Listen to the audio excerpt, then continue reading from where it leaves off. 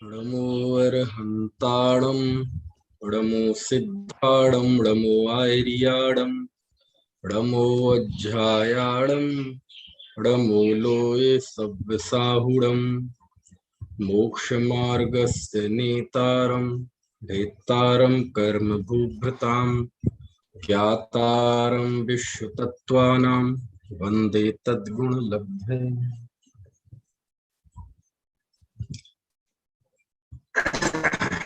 तत्वार्थ सूत्र।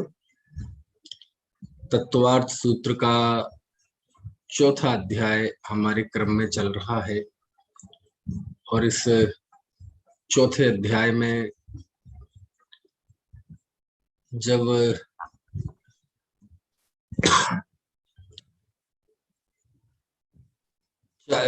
देवों की जो 10 प्रकार की श्रेणी है, 10 प्रकार की जो कैटेगरी है वो हमने पढ़ी थी, इंद्र सामान्य आदि। और फिर बाद में 5वें सूत्र में आचार्य देव ने बताया कि जो व्यंतर और ज्योतिष होते हैं उन व्यंतर और ज्योतिषकों में त्रायस्त्रिंश और लोकपाल नहीं होते, है ना। और 6वें सूत्र में बात आई पूर्वयो द्विन्द्रिया की, जो पहले 2 निकाय के देव हैं भवनवासी और व्यंतर, वहां 2-2 इंद्र होते हैं। ठीक है, तो अब आगे हम 7वां सूत्र पढ़ते हैं। इस चर्चा के बाद अब इनके देवों के कैसे क्या इनकी जीवन शैली, कैसे क्या करते हैं, इनकी कैटेगरी की बात हो गई, है ना, कहाँ रहते हैं इसकी बात हो गई। अब इनकी शेष जीवन शैली कैसी है, अब ये हमें जानना है। तो आप सूत्र देखिए। 7वें सूत्र में लिखते हैं कि काय प्रविचारा आयेशानाथ। ऐशानाथ क्या अर्थ हुआ है इसका? देवों के जो विषय भोग होता है ना, उसको कहते हैं प्रविचार। देवों के नहीं, मतलब कोई भी हो, मैथुन जो होता है किसी भी देव गति का हो उसे प्रविचार बोलते हैं। ठीक है, तो वो जो मैथुन को ही प्रविचार कहते हैं, तो उसकी चर्चा है 7वें सूत्र में। इसमें लिखते हैं काय प्रविचारा आ ऐशानाथ। आ ऐशानाथ, आ ऐशानाथ यानी ईशान इंद्र तक। ठीक है, यानी ईशान विमान पर्यंत, क्योंकि 16 स्वर्ग हैं, अभी आगे सूत्रों में नाम आने वाले हैं 16 स्वर्गों के। तो 16 स्वर्गों में जो दूसरा स्वर्ग है ईशान स्वर्ग, है ना, तो ईशान स्वर्ग तक को कहते हैं आ ऐशानाथ, है ना। तो आ ऐशानाथ ईशान स्वर्ग तक के देवों के काय, काय मतलब शरीर से, प्रविचारा मतलब शरीर से प्रविचार करने वाले होते हैं। शरीर से प्रविचार करने वाले होते हैं, यानी जो विषय सुख होता है, स्त्री सुख, मैथुन सुख, वो कई तरह से होता है। एक तो शरीर से, दूसरा ना शब्द से भी होता है ना, मन से भी होता है, देखने से भी होता है और छूने से भी होता है। तो ईशान तक, ईशान तक यानी 3 निकाय के देव तो पूरे पूरे ले लो आप, भवनवासी, व्यंतर और ज्योतिष्क। ठीक है, तो भवनवासी, व्यंतर और ज्योतिष्क, इसके अलावा 16 स्वर्गों में, चूंकि स्वर्गों के ऊपर जो कल्पोपन्न, कल्प कल्पोत्तर है, उनकी तो बात है नहीं, वहां तो होता नहीं। तो ईशान स्वर्ग तक यानी भवनवासी, व्यंतर, ज्योतिषी, ये 3, और इनके अलावा सौधर्म और ईशान, ये प्रथम स्वर्ग युगल। यहाँ तक के जीवों का जो विषय सुख होता है वो शरीर से होता है। शरीर से होता है यानी जैसे मनुष्यों के होता है वैसे ही होता है। ठीक है ना, जैसा स्त्री सेवन मैथुन मनुष्यों के होता है, वैसे ही भवनवासियों के, व्यंतरों के और ज्योतिषियों के होता है, और वैमानिकों में स्वधर्म और ईशान होता है ना। तो बस ये इस सूत्र में बताया है, ठीक है। और चूंकि ये देव हैं तो इनका शरीर बैक्रियक शरीर है, और आर्कियों जैसा अशुभ नहीं है, शुभ बैक्रियक शरीर है। तो जैसे मनुष्य के शरीर से अशिष्ट पदार्थ निकलते हैं, ऐसे अशिष्ट पदार्थ तो इनके शरीर से नहीं निकलते, लेकिन बाकी मनुष्यों जैसा ही इन तीन निकाय के देवों में और वैमानिकों में स्वधर्म और ईशान स्वर्ग तक के जीवों के ऐसा होता है, ठीक है। इसके बाद 8वें सूत्र में बताते हैं, 8वां सूत्र है शेषाः स्पर्शन रूप शब्द मनः प्रविचारा। शेषा स्पर्श रूप शब्द मनः प्रविचारा। क्या अर्थ हुआ? शेष, शेष कौन बचे? तो भवनवासी व्यंतर ज्योतिषी तो निकल गए, ठीक है। और वैमानिकों में कौन? स्वधर्म और ईशान के निकल गए। अब जो बचे देव कौन से? तो बाकी 14 स्वर्गों के देव, सानत कुमार, माहेंद्र, है ना, ऐसे ब्रह्म, ब्रह्मोत्तर, लांतव, कापिष्ठ, शुक्र, महाशुक्र, शतार, सहस्रार, आनत, प्राणत, आनत, अच्युत। अब ये जो 14 स्वर्ग के देव बचे, इन 14 स्वर्गों के देव में उन्हीं को कहते हैं शेषाः, यानी शेष के। शेष के यानी ऊपर कल्पोत्तर नहीं, ग्रह वगैरह नहीं, वहां विषय भोग नहीं होता। 16 स्वर्गों में होता है, तो 16 स्वर्गों में 2 तो चले गए शरीर के द्वारा प्रविचार में। अब बाकी के जो बचे, वो बाकी के जो है उनका प्रविचार होता है कैसे? तो आप सूत्र देखो, सूत्र में लिखा है स्पर्श, स्पर्श के द्वारा, रूप, रूप के द्वारा, शब्द, शब्द के द्वारा, और मन द्वारा। मतलब कि स्पर्श के द्वारा, यानी देव देवी ने एक दूसरे को स्पर्श मात्र कर लिया, छू बस लिया, बस इतने में उनका प्रविचार हो जाता है, इतने में उन्हें मैथुन सुख की प्राप्ति हो जाती है। और जो पहला स्वर्ग युगल तो मनुष्यों की तरह ही होता है, जो दूसरा स्वर्ग युगल है सानत कुमार और महेंद्र में, वहां ऐसे ही होता है, यानी जो स्पर्श कर देते हैं, बस स्पर्श से ही उन्हें सुख की प्राप्ति हो जाती है। तो वो कहलाता है स्पर्श, यानी छुअन के द्वारा, छूकर होने वाला प्रविचार, है ना। तो ये यहाँ होता है, ठीक है। इसके बाद जो आगे के 2 स्वर्ग युगल है, ब्रह्म, ब्रह्मोत्तर और लांतव, कापिष्ठ, इन स्वर्गों में रूप देखकर, यानी एक दूसरे को देख लिया, ठीक है ना, देखकर इनका प्रविचार हो जाता है, देखकर इन्हें मैथुन सुख की प्राप्ति हो जाती है, ठीक है। तो देखकर ये कहलाता है रूप से होने वाला प्रविचार। इसके पहले कौन सा था? स्पर्श, छुअन से होने वाला प्रविचार। ये है रूप से होने वाला प्रविचार, यानी बस एक दूसरे को देखा और देख के ही उनको सुख की प्राप्ति हो जाती है ना। तो इस तरह से उनके प्रविचार होता है, ठीक है। तो देखकर। फिर तीसरा है शब्द के द्वारा। शब्द के द्वारा यानी आगे के जो 9वां, 10वां, 11वां, 4 बचे ना, शुक्र, महाशुक्र, शतार, सहस्त्रार, ये जो 4 स्वर्ग युग हैं, 2 स्वर्ग युगल यानी कुल 4, इनमें शब्द के द्वारा प्रविचार होता है ना। यानी इन्हें ना छूने की जरूरत पड़ती है और ना देखे, बल्कि शब्द के द्वारा आवाज सुन लेना, एक दूसरे की आवाज सुन लेना, अथवा आहट सुन लेना, अथवा आभूषणों की आवाज सुन लेना, है ना। तो इतनी आवाज सुनते ही उनका मैथुन हो जाता है, यानी इतने में उन्हें उस सुख की प्राप्ति हो जाती है। तो इसे कहते हैं शब्द सुनकर होने वाला प्रविचार, ठीक है। और उसके बाद जो 13, 14, 15, 16 आनत, प्राणत, आरण, अच्युत, ये जो स्वर्ग हैं, इन 4 स्वर्गों में प्रविचार होता है, वो मन से होता है। कैसे होता है? मन के द्वारा प्रविचार। मन के द्वारा प्रविचार यानी ना तो मनुष्यों की तरह, ना छूने से, ना देखने से, ना रूप से, मतलब ना शब्द से, बल्कि मन में सोच लिया। यानी देव ने देवी के विषय में, देवी ने देवी के विषय में मन में बस सोच लिया, मन में आ गई बात, मन में विकल्प आ गया, बस इतने में उनको व्यभिचार मतलब प्रविचार हो जाता है। ठीक है ना, इतने में उन्हें प्रविचार की मतलब मैथुन सुख की प्राप्ति हो जाती है। तो वो होता है मन से होने वाला प्रविचार, है ना। है, देखो आहार तो सबका मानसिक आहार ही होता है, कोई भी निकाय का देव हो, लेकिन प्रविचार में फर्क है। तो आप देखो 13वें 14वें 15वें 16वें स्वर्ग में मन के द्वारा प्रविचार, तो बस मन में सोच लिया और इतने में प्रविचार हो जाता है। समझ में आया ना।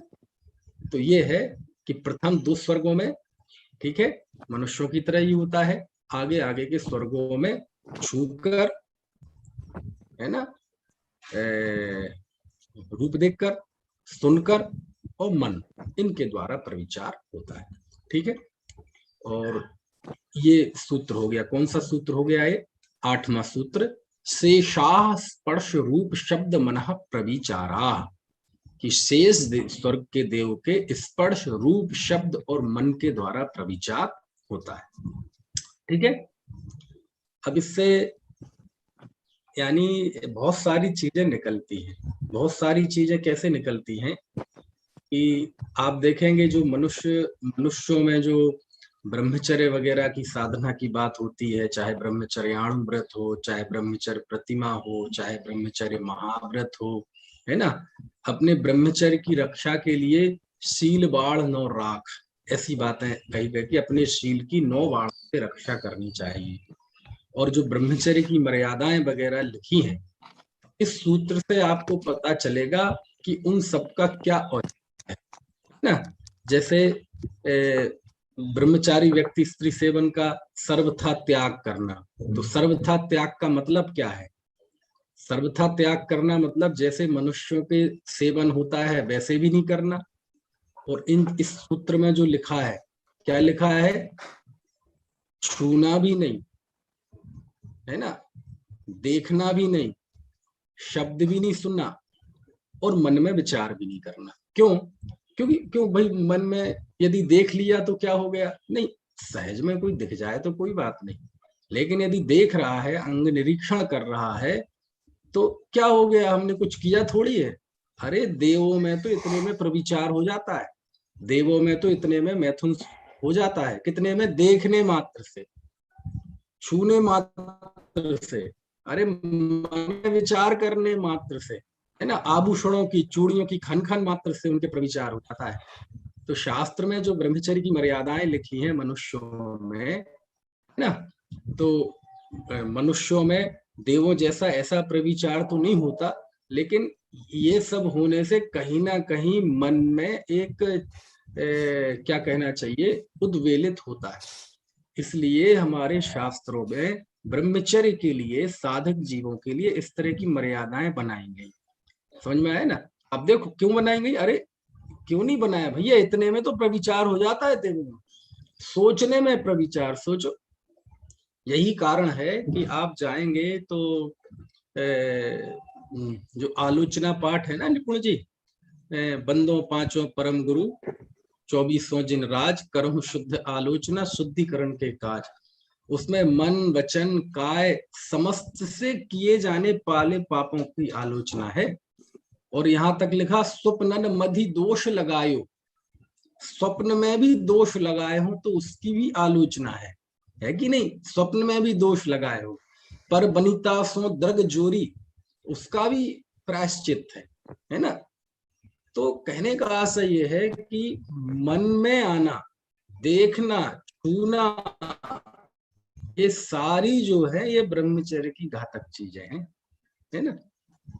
अब क्या कहते हैं, जैसे अब पहले शुरुआत में हम भी जब पढ़ते थे और जब ये ब्रह्मचर्य की मर्यादा किसी से सुनते थे तो हमें भी थोड़ी सी अति सी लगती थी। कैसी अति लगती थी, बोले जैसे कोई कुर्सी पे कोई महिला बैठी है, तो अब वो महिला उठ के चली गई, तो कहते भैया ब्रह्मचारी आप मत बैठो, अब उस पर क्यों नहीं बैठो, इसमें क्या है भाई, अब वो महिला चली गई, आप क्यों, आप बैठ जाओगे तो क्या हो जाएगा, नहीं नहीं नहीं नहीं नहीं नहीं, आप तो वहां कोई ऐसे परमाणु है क्या?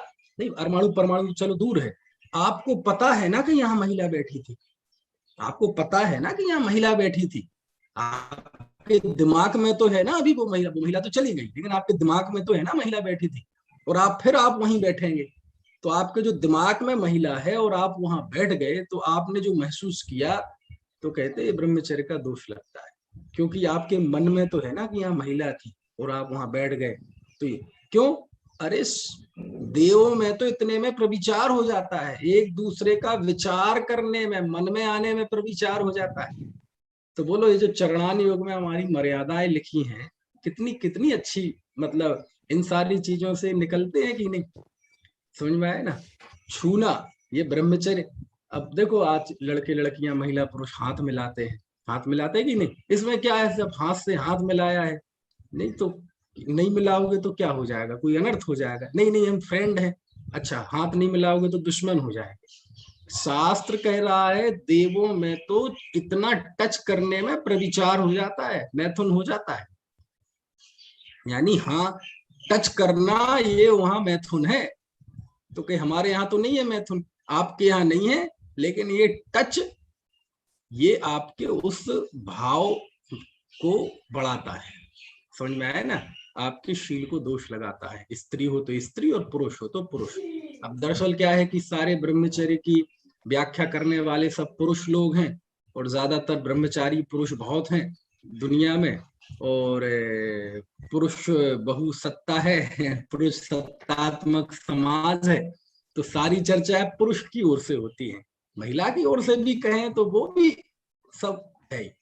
तो शास्त्र में तो बहुत लिखा है, इतना लिखा है, इतना लिखा है कि बोले जैसे मक्खन होता है, अग्नि के संयोग के आते ही वो पिघलता ही पिघलता है, ऐसे ही बोले विपरीत लिंगी के सामने आने से, देखने से, नजदीक से, वो जो आपके वेद कर्म का उदय है, उदीरणा, वो होती है ना? इसलिए ये सारे सूत्रों से ये जो ब्रह्मचर्य की मर्यादाएं हमारे शास्त्रों में लिखी हैं, ये सिद्ध होती हैं। इसमें क्या हो गया, इसमें क्या हो गया, अरे इतने में प्रविचार हो जाता है। समझ में आया ना?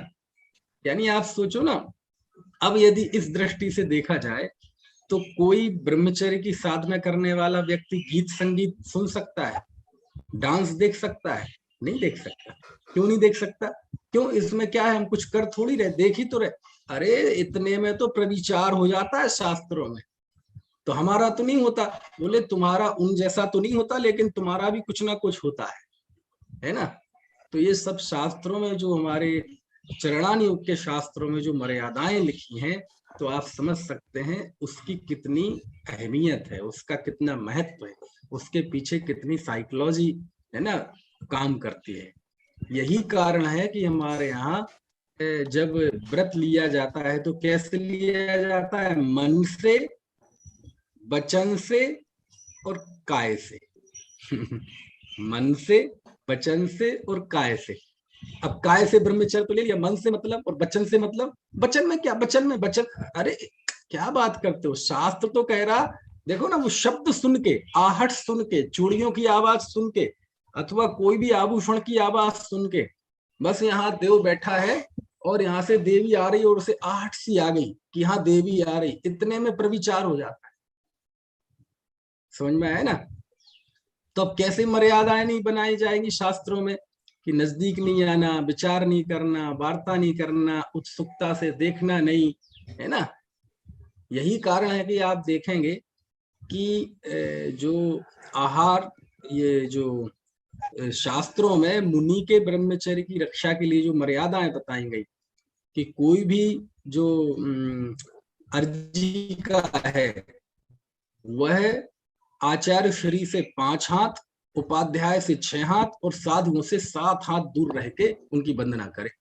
क्यों बताइए मर्यादा? बोले वो तो दोनों परम पवित्र हैं, आचार्य इतने महान चारित्र के धारी, अर्जी का भी महावृत्ति है वो अपनी भूमिका के अनुसार, तो क्या दिक्कत है? नहीं नहीं, दूर रहो। और यही मर्यादा सबको है, जब अर्जिका की इतनी मर्यादा है तो वही सब महिलाओं की है। क्यों बताते हैं मर्यादाएं, क्या दिक्कत है?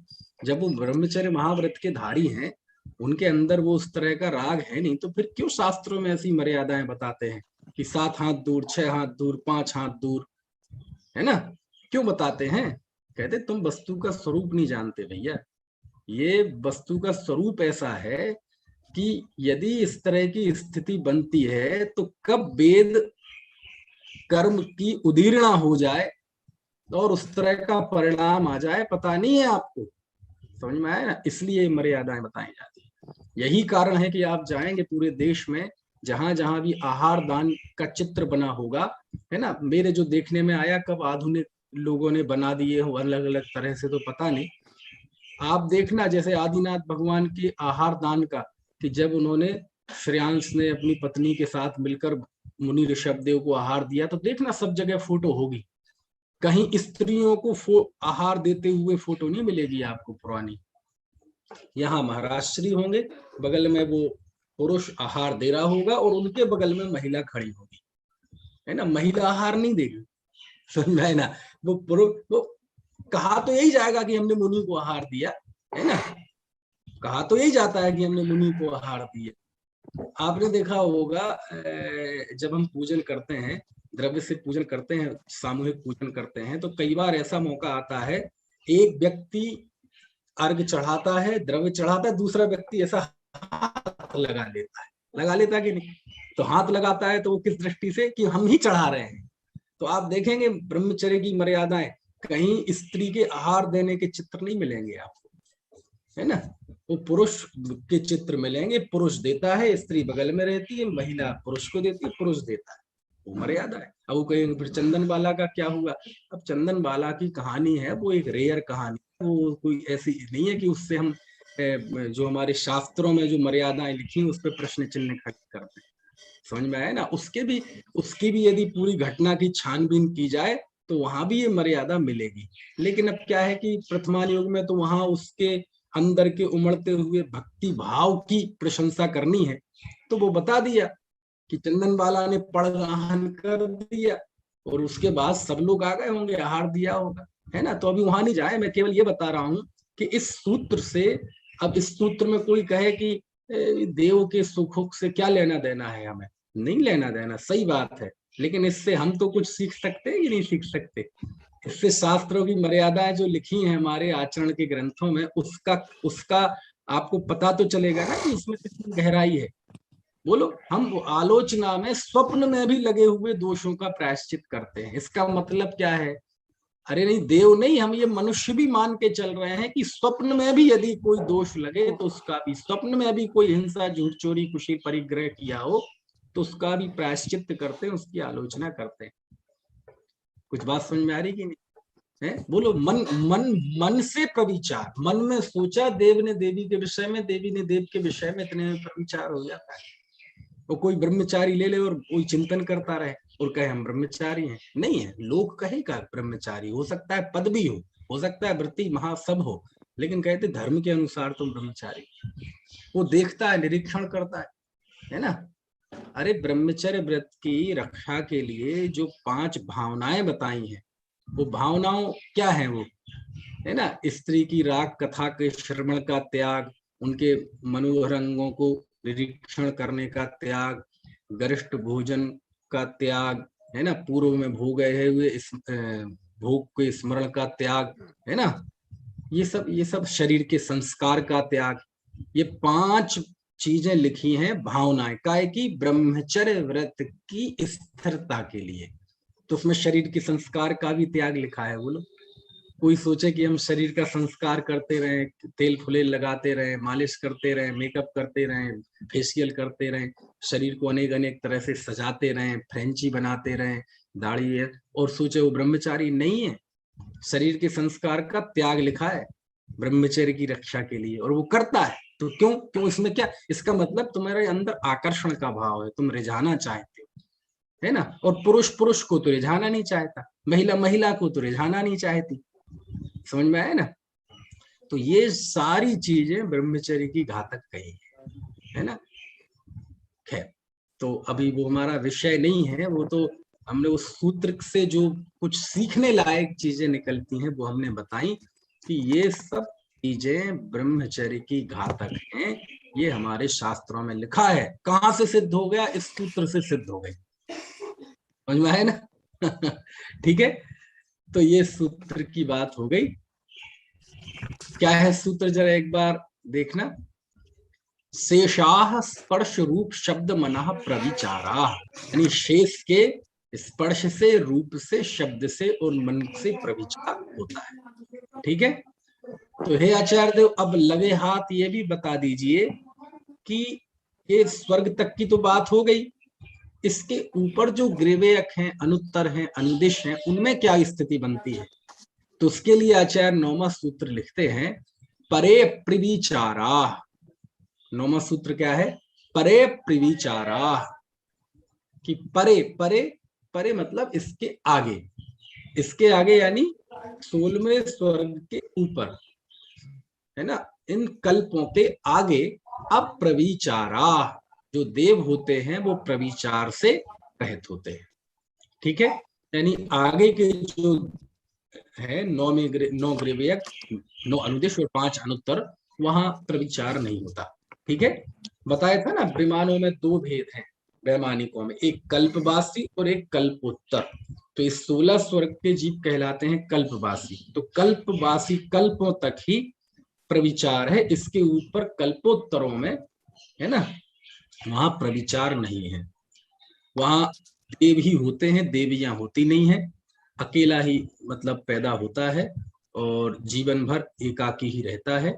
और देखो कमाल की बात, ऊपर ऊपर के स्वर्गों में सुख ज्यादा है, ऊपर ऊपर के स्वर्गों में सुख ज्यादा है, लेकिन ऊपर के स्वर्गों में मतलब ये ऊपर के स्वर्गों फिर ऊपर चले जाए कल्पोत्तर में भी ज्यों ज्यों ऊपर चलते जाते हैं सुख ज्यादा है ना, और वहां स्त्री है नहीं, इसका मतलब सुख का संबंध इससे नहीं है। और तो वहां ग्रीवेयकों में अकेले ही होते, वहां देवियां नहीं होती, देवियां केवल 16वें स्वर्ग, वो उत्पन्न तो केवल दूसरे स्वर्ग तक ही होती हैं, स्वधर्म और ईशान। शेष 14 स्वर्गों में देवियां उत्पन्न नहीं होती। तो फिर वहां होती तो है, हाँ होती, उत्पन्न होने के बाद जिस देव का जैसा नियोग होता है, अवधि ज्ञानी होता है, तो वह वहां से उनको ले जाता है। ठीक है ना।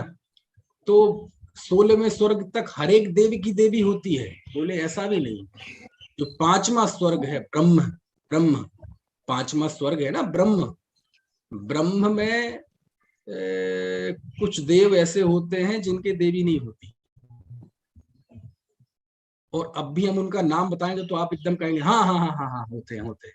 कौन होते हैं? लोकांतिक लोकांतिक देव होते हैं ना, वो 5वें स्वर्ग ब्रह्म नाम के स्वर्ग में लोकांतिक देव होते हैं। होते कि सुने हैं पंचकल्याणकों में आपने देखा होगा, जब वो भगवान दीक्षा लेते हैं तो दीक्षा के समय में लोकांतिक देव आते हैं और उनकी अनुमोदना करने के लिए। और हमारे यहाँ बढ़िया भजन भी चलता है, आए लोकांतिक ब्रह्मचारी, है ना। तो वो जो लोकांतिक होते हैं वो, उनके भी स्त्री नहीं होती, उनके भी देवी नहीं होती, वो भी एकाकी ही जन्म लेते हैं। और वो लोकांतिक इसलिए कहलाते हैं, एक तो वो ब्रह्मलोक के बिल्कुल आखिरी में रहते हैं और उनके लोक का अंत भी आ गया है, यानी बस उस पर्याय को छोड़ेंगे तो अगली पर्याय में मनुष्य होंगे और मोक्ष चले जाएंगे। तो उनके संसार का निकट आ गया है, तो उनकी यह लोकांतिक नाम सार्थक। तो पंचकल्याण में दिखाते हैं लोकांतिक, है ना, लोकांतिक देव को ब्रह्मर्षि भी बोलते हैं, राजर्षि भी। अरे अच्छे अच्छे बहुत बहुमान वाची शब्दों का प्रयोग है लोकांतकों के लिए शास्त्रों में, आगमों में, है ना। तो वो 5वें स्वर्ग में होते हैं, उनके भी, है ना, ये विषय सेवन नहीं होता। सामान्यतः बता देते हैं कि 5वें ब्रह्म स्वर्ग में भी, है ना, रूप के द्वारा स्पर्श, रूप के द्वारा सेवन होता है, लेकिन इनके नहीं होता। तो ब्रह्मचारी होते हैं, नहीं मोटे तौर पे कह देते हैं ब्रह्मचारी, लेकिन ब्रह्मचर्य तो एक प्रतिमा का नाम है, व्रत का नाम है, और देवों में व्रत नहीं होते। लेकिन सामान्यतः वो स्त्री सेवन, विषय सेवन उनके जीवन में नहीं होता, इसलिए हम मोटे तौर पे कह देते हैं कि वो ब्रह्मचारी है ना। तो वो शब्द का प्रयोग है, तो उसकी मर्यादा समझना। टेक्निकली देखा जाए तो ब्रह्मचारी तो भैया संकल्प पूर्वक जो स्त्री का त्याग करता है वो ब्रह्मचारी कहलाता है। अविवाहित व्यक्ति का नाम ब्रह्मचारी नहीं है, संकल्प पूर्वक जिसने त्याग किया हो। तो लोकांतिक भी कोई संकल्प पूर्वक त्याग नहीं किया उन्होंने, वो वहां की पर्याय का ऐसा ही स्वभाव है ना। चलिए, तो पंच कल्याणकों में तो वो छोटे छोटे से दिखा देते हैं, बहुत सारे बच्चे बढ़िया छोटे छोटे लगते हैं, सफेद वस्त्र पहने, है ना, और आके तोतली भाषा में बोलते हैं, मैं भगवान ऋषभ देव के बैलाग की अनुमोदना करता हूँ। ऐसे छोटे छोटे होते, उन्हें ज्यादा बोल नहीं पाते, तो उन्हें वो रटा देते हैं प्रतिष्ठाचार, वो व्यवस्थापक लोग। तो हमारे दिमाग में वो कल्पना ऐसी बन गई कि लोकांतिक मतलब, लोकांतिक सुनते ही हमें वही छोटे छोटे याद आते हैं, बच्चे सफेद वस्त्र पहने मुकुट लगाए। ऐसा नहीं है, अरे ये बच्चे होते ही नहीं है देवों में, देवों में कोई बच्चा होता ही नहीं है। देवों में शैशव काल, है ना, बाल्य काल, किशोर काल, तरुण काल होता ही नहीं है, प्रौढ़ बुजुर्ग होते ही, सब जवान ही होते, लेकिन वहां तो बच्चे कर देते। समझ में आया ना? तो फिर क्यों करते हैं? देखो मैंने बताया ना, पंच कल्याणक में ऐसे ही होता है, इंद्र 12 ही होते हैं लेकिन 16 क्यों? ऐसी लोकांतिक क्यों? बड़े नहीं बन सकते, छोटे ही बनेंगे, बच्चे ही बनेंगे लोकांतिक। अरे जब देव बच्चे होते ही नहीं है, बड़े ही होते हैं, फिर बच्चों को क्यों लगाते हैं? और फिर उसमें कोई संख्या भी निर्धारित नहीं है, कितने कितने ही आ जाओ, आते जाओ, रसीद कटवाओ, पैसे दो, आते जाओ, सब सब ऐसा नहीं। वो सब लोकांतिक बड़े होते हैं, जवान होते हैं, सुंदर होते हैं, तोतले नहीं होते। समझ में आया ना? अरे और उनकी अनुमोदना ऐसी होती है कि लोकांतिक देव उस समय अंदर से भयंकर रोते होंगे कि अरे रे रे, यदि मैं लोकांतिक नहीं हुआ होता तो अभी भगवान के साथ दीक्षा ले लेता। और झगड़ा भी तो उसी बात पे हुआ था, देव और मानव में। वो झगड़ा नहीं हुआ था, ना कोई ऐसे झगड़े का उल्लेख आता है शास्त्रों में, है ना। ये तो बस परंपरा से चल पड़ा, तो वो झगड़ा दिखाने लगे, दोनों पार्टियां आमने सामने बैठ गई, एक तरफ देव और एक तरफ मनुष्य, और क्या पाल की हम उठाएंगे, पाल की हम उठाएंगे। और फिर उनने अपने तर्क दिए और अपने अपने तर्क दिए, और फिर गीत भी बन गए हमारे यहाँ कि क्या है वो गीत, देवों और मानवों में चर्चा ये चल पड़ी, कौन पालकी का हकदार रे, कौन पालकी का हकदार रे। बड़ा अच्छा दृश्य लगता है, अच्छे संवाद लगते हैं, लेकिन टेक्निकल जाए तो ऐसा कुछ नहीं हुआ था। टेक्निकल जाए तो कभी इतिहास में कोई देव और मनुष्य आपस में आमने सामने बैठे हो, स्वधर्म को बनाया गया हो जज, और दलीलें दी गई हो, और बाद में उसने फैसला दिया हो ताजराते हिंद दफा 302 के अंतर्गत, ऐसे कुछ इस तरह का उसने फैसला, ऐसा कुछ नहीं हुआ। लेकिन वो परंपरा से चल पड़ा, संयम की महिमा बताने के लिए। आदि पुराण में मेरे समझ से ऐसा ध्यान आया, स्वधर्म ऐसा विचार करता है कि देखो ये पालकी उठाने का हक, ऐसे कुछ विचार करता है। तो उस विचार को फिर वो हमारे यहाँ के जो रचना धर्मी लोग थे, क्रिएटिव माइंड थे, जो रचनात्मकता सृजनात्मकता प्रतिभाशाली लोग थे, उन्होंने उसका एक नाटकीकरण कर दिया, रूपांतरित कर दिया उसे, वो मंचों पर उस तरह से दिखाने लगे। तो उसमें दोष नहीं है, क्योंकि उससे कहीं ना कहीं संयम की महिमा ही बताई जाती है। लेकिन आप ये इमेज बना लें कि देव और मनुष्य में ऐसे झगड़े झगड़े होते हैं, ऐसा कुछ नहीं होता, ना कोई झगड़ा होता है, ना कोई बहस होती है, और ना हुई, है ना। लेकिन वो अच्छा लगता। तो वो लोकांतिक देव, वहां भी यही होता है कि वो बेचारे झोली फैलाते हैं देव लोग। जब स्वधर्म ने कह दिया कि संयम अंगीकार वही करेगा जो भगवान के साथ ले ले, है ना, तो तब उसमें वो भजन भी बढ़िया बोलते हैं, है क्या है, हे मानव सुर वैभव ले लो, क्षण भर को मानव तन दे दो, ऐसी झोली फैलाते हैं, है ना, पालकी के तुम हकदार रे। खैर, तो वो जो लोकांतिक दिखाए जाते हैं वो ऐसे नहीं होते हैं, मैं ये बताना चाहता हूं, ऐसे नहीं होते हैं जैसे दिखाए जाते हैं। जवान होते हैं, बुद्धिमान होते हैं, बहुत वैराग्य से पगे हुए होते हैं, सुंदर होते हैं, तोतले नहीं होते हैं, है ना। और अनुमोदना ऐसी करते हैं, उनकी अनुमोदना, उनके जो वचन निकलते हैं अथवा मन में भाव चलते हैं, कि हजारों के हजारों शास्त्र उस भाव में से निकल जाए, कि वो उसकी अनुमोदना के चलने वाले भाव हैं, वो भाव शब्द रूप में परिणमित होकर हमारे सामने शास्त्रबद्ध हो जाए, तो आनंद छा जाए, है ना। तो वो सब लोकांतिक कहलाते हैं, ठीक है ना। तो वो अब ये दिमाग से निकाल दें, और ऐसे भी सब हमारे भी क्या है, जो चीज हमारे मन में पहली बार कोई चीज चली जाए ना, वो इमेज ऐसी बन जाती है। जैसे कि मैं आपको दृष्टांत दूं, मैं बोलता हूं कुछ नाम, जैसे राम, जैसे मैं कहूं सीता, मैं कहूं लक्ष्मण, आपके दिमाग में कोई चित्र बना? कौन सा चित्र बना बिमला जी?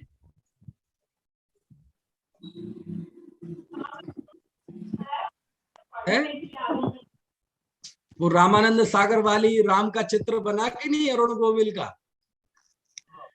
है वही सबके ही बना होगा, मेरे भी बना है ना।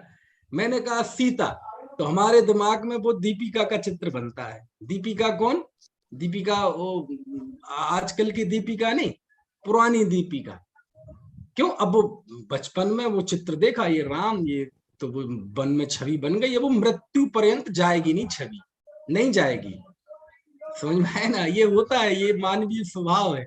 कोई छवि एक बार गहरी जब बैठ जाए ना, तो वो जाती नहीं है। और वो छवि ऐसी गड़ गई थी भारतीय जनमानस में कि वो जो अरुण गोविल और दीपिका वगैरह, जब वो कहीं जाते थे तो लोग आरती उतारने लगते थे, उनकी पूजा करने लगते थे। वो ये समझते थे जैसे भगवान आ गए। और कई लोग तो टीवी के सामने ही बैठते थे तो ऐसे हाथ जोड़ के बैठते थे, अरुण गोविल वो राम आज। तो ऐसा क्या करे, वो होता है ऐसा। समझ में आ रही बात की नहीं? और ये सब कोई इनका चारित्र ऐसा नहीं था, सब वो वैसे ही थे, है ना, व्यसनों के पालन करने वाले, लेकिन ऐसी छवि बन जाती है। महाभारत के कैरेक्टर, एक दिन महाभारत के सारे कैरेक्टर उसमें आ रहे थे, क्या नाम, वो एक शो आता है ना, कपिल शर्मा शो, उसमें सब बता रहे थे कि हमारी टीम में जब होता था तो उनने वो भी बताया कि सबका भोजन तैयार होता था, उसमें मीट भी रहता था, मांस भी खाते थे। अब वही मांस भी खा रहे हैं और वही फिर एक्टिंग के द्वारा वही धर्मराज युधिष्ठिर बना हुआ है। और ये बात वो धर्मराज युधिष्ठिर ही बता रहा था जो मैं बता रहा हूँ, ना, जो धर्मराज युधिष्ठिर बना था। तो कहने का आशय ये है कि लेकिन ऐसी मन में छवियां बन जाती, ऐसी हमारे मन में छवि। अच्छा ईमानदारी से बताना, जब मैंने कहा लौकांतिक, तो सबके दिमाग में वही छवि बनी थी कि नहीं? वही पंचकल्याणक का मंच, वही छोटे छोटे, ऐसा नहीं है लेकिन, है ना। पंचकल्याणक वो अलग है, और वो स्थापना वगैरह ड्रामा अलग चीज है। नाटक ड्रामा से मतलब कोई उपेक्षा नहीं, नाटकीकरण है ना वो, तो अंग्रेजी में उसे ड्रामा कहते। तो लेकिन वो अलग। तो लोकांतिक ऐसे वो होते हैं, वो प्रविचार से रहित होते हैं, है ना। लेकिन वो चूंकि विशेष कथन है इसलिए उसको इसमें अभी नहीं लिया। और बाकी जो ऊपर है 16 स्वर्ग के ऊपर सब कल्पोत्तरवासी, वो सब प्रविचार से रहित होते हैं। ठीक है भाई तो साहब, इनमें जिसने राम प्रविचार का क्यों रोल नहीं अदा किया था ना, है? हेलो, हाँ हाँ जिसने हाँ राम का रोल अदा किया था ना, अरुण गोविंद कौन है, उनका एक बार हाँ बीच में हाँ। इंटरव्यू आया था। वो राम का रोल अदा करते करते उनके चारित्र में इतना परिवर्तन हुआ कि पूरा शुद्ध आचरण करते हैं वो। चलो ये तो बहुत अच्छी बात बताई आपने। ऐसा होता है तो बहुत अच्छी बात है। लेकिन चलो ये तो रेयर केस था, हो गया, लेकिन नहीं भी होता तो कोई आश्चर्य की बात नहीं थी। और भी जीव होंगे, है ना। और अरुण गोविल हमारे मेरठ के ही हैं। मेरठ के ही हैं, यहीं से मुंबई गए थे, है ना। चलो अब प्रश्न होता है कि कल्पोत्तरों में ऊपर गृहयज्ञ वगैरह में प्रविचार क्यों नहीं होता? क्यों नहीं होता प्रविचार?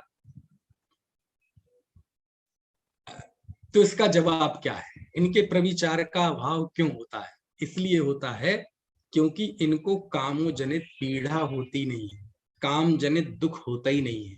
जब दुख नहीं है ना, कभी कोई शौक के लिए मलम पट्टी लगाता है ना, बोले यहाँ बैंडेड चिपका ली सिर में, बोले क्यों? शौक के लिए।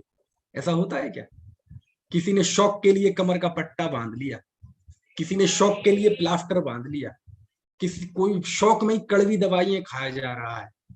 क्यों खा रहे हो भाई कड़वी दवाई? क्यों ये करेले का जूस पी रहे हो? शौक के लिए, बस मजा आता है। ऐसा कोई होता है? नहीं होता। क्यों? अरे भैया, ये सारे उपक्रम तब किए जाते हैं जब कोई कष्ट हो, बीमारी हो। उनके काम रूपी बीमारी है ही नहीं, इसलिए उनके प्रविचार भी नहीं है। समझ में आया? और यदि जवाब देखना हो, बहुत अच्छा जवाब, वहां से निकालना पड़ेगा जवाब, वहां ऐसा प्रश्न उत्तर नहीं है। आप प्रवचन सार में जाएंगे तो प्रवचन सार में पहला महाधिकार है ज्ञेय तत्व प्रज्ञापन अधिकार, ज्ञान तत्व प्रज्ञापन अधिकार। उसकी गाथा 60 के आसपास है, 61, 62, 65, 63, 60 की लाइन में है। उसमें उन्होंने इंद्रिय सुख की हीनता बताई, अतीन्द्रिय सुख की उच्चता बताई सुखाधिकार में। तो वो लिखते हैं कि देखो क्या कुंद कुंद देव की गाथा है, आप पढ़ना, आज देखना, है ना। मुझे पता है कि हमारी क्लास ऐसी है कि बहुतेरे लोग देखते हैं। जैसे कल नहीं मूलाचार की बात आई थी तो सुभाष जी ने एकदम मूलाचार खोला था, है ना। उसमें लिखा उन्होंने कि ये जो चक्रवर्ती आदि हैं, चक्रवर्ती आदि को सुनकर तो हम बड़े रोमांचित हो जाते हैं, उनके मुंह में पानी आ जाता है। 96,000 रानियां, 32 करोड़, 18 करोड़ घोड़े, 84 लाख हाथी और 32,000 मुकुटबद्ध राजाओं के स्वामी, और ये और वो और इंद्र। तो हमारे लिए तो बड़ी गौरव की चीज होती है, चर्चा की और ग्लैमर की चीज। कुंद कुंद देव कहते हैं कि ये लोग इतने विषयों में प्रवृत्त क्यों होते हैं। तो मालूम वो क्या कहते हैं, मैं अपने अंदाज में बताता हूँ, गाथा खोल के भी देख सकते हैं। बेचारे दुखी है ना। क्या कहा, क्या कहा महेंद्र जी, बेचारे दुखी है ना, इसलिए उनकी पिछे 96,000। ओ 96,000, अबे कोई कुंवारा आदमी हो, अबे अपनी तो एक नहीं हो रही, उसकी 96,000। तो हम जिसे गौरव में कह रहा, हाँ 96,000 रानियां। आचार्य कुंद कुंद कह रहे मालूम 96,000, बेचारा दुखी है ना। क्या, बेचारा दुखी है ना। आपने देखा होगा जब पिछले साल पहला लॉकडाउन लगा था तो हजारों लाखों की तादाद में जो मजदूर वर्ग है वो सब पैदल गए थे बिहार और कहाँ कहाँ, 1500 2,000 किलोमीटर दूर। पैर छिलते, हड्डियां निकल आई थी, खाने नहीं मिला 3-3 दिन। समझ में आया ना। अरे बहुत दुख है भैया दुनिया में। तो एक जगह मैंने देखा, एक जा रहे थे झुंड में 4-5 लोग, बच्चे थे। तो एक जगह उन्हें खाने मिला, तो वो खाने जब मिला तो वो खाना देख के उन्हें ऐसा लग रहा था जैसे कोई 3 लोग की संपदा मिल गई। तो बच्चे उस खाने पे ऐसे टूटे, ऐसे मुट्ठी भर भर के उनके ग्रास थे निपुण जी, ऐसे नहीं थे, ऐसे ऐसे ऐसे खा रहे थे जैसे जन्मों से मिला ना हो खाने। समझ में आया ना। और जब वो ऐसा कोई खाते देखते हैं हम, किसी को झपट्टे मार मार के खा रहा है, आप ही सोचो ना, एक टाइम का भोजन ना मिले, कोई ऐसी बात हो जाए, और फिर जब बहुत देर इंतजार के बाद भोजन मिलता है तो बातचीत भूल जाते हैं हम लोग सब मित्र, पहले खा लो पहले खा लो। तो ऐसे जब वो खाते थे तो खाते क्यों खा रहे हैं, उनकी तीव्र प्रवृत्ति क्यों हो रही है, ऐसे 2-2 हाथ पकड़ जल्दी जल्दी खा रहे हैं। बेचारे कितने भूखे हैं, कितने दुखी है, यही भाव आएगा ना आपको देख के, कितने दुखी है बेचारे। तो आचार्य कुंद कुंद कह रहे हैं गाथा में कि ये जो सब तुम चक्रवर्ती नरेंद्र वगैरह तुम बोलते हो कि वैभव, ये इतनी प्रवृत्ति क्यों होती, बेचारे कितने दुखी है। कोई एक व्यक्ति एक विवाह करता है, खुश है, 96,000, कितना दुखी है। कोई 2 कमरे के मकान में रहता है, खुश है, संतोष से। 32,000 मुकुटबद्ध राजा 6 खंड को जीत रहा, कितना दुखी है बेचारा। देखो चिंतन, देखो कुंद कुंद देव लिख रहे, यानी ये प्रवृत्ति जिसे आप बहुमान की चीज बता रहे, कुंद कुंद देव कह रहे दुखी है। दुखी हुए बिना ऐसी प्रवृत्ति नहीं होगी। अंदर में तृष्णा का दुख है तब जाके जीतने जाता है, अंदर में तृष्णा का दुख है तब ये करता है।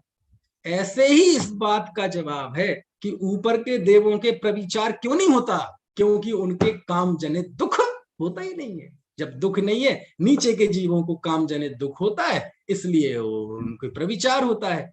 जब दुख है ही नहीं, है ना, जब कोई शरीर में काट छांट है ही नहीं तो क्यों पट्टी चिपकाए, जब फ्रैक्चर है ही नहीं तो क्यों प्लास्टर बांधे।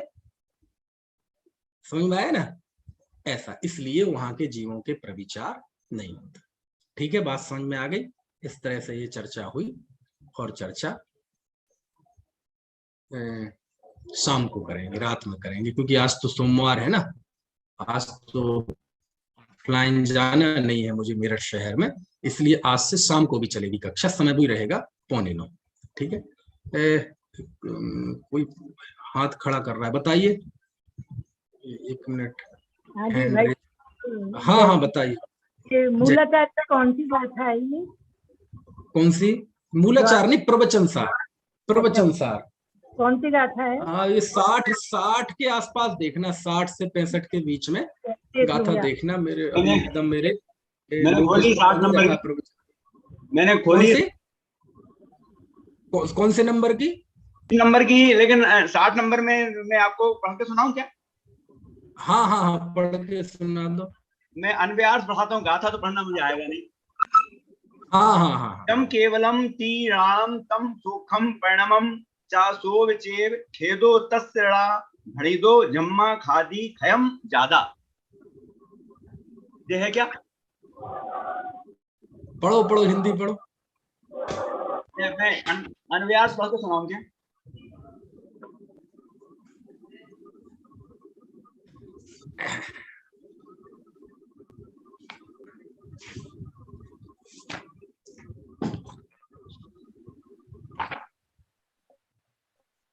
अच्छी अच्छी गाथाएं हैं बहुत।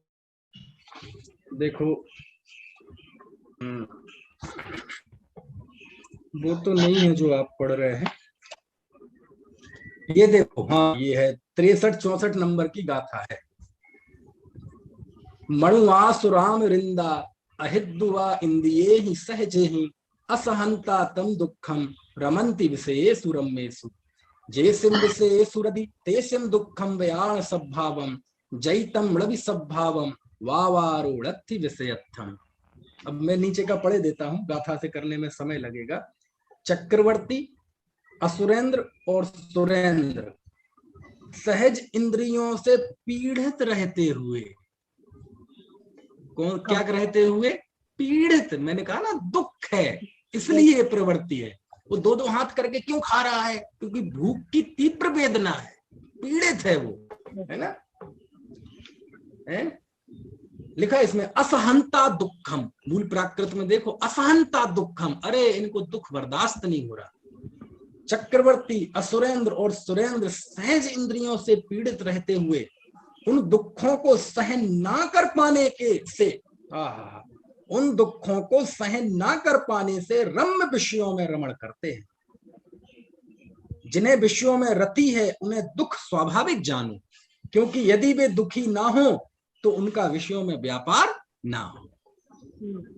कितनी गहरी गाथाएं हैं, बहुत बड़ी फिलॉसफी है, बहुत बड़ा दर्शन है, बहुत बड़ा दर्शन है ना? लाखों शास्त्र ने मतलब लिखे जा सकते हैं इन दो गाथाओं की टीका में।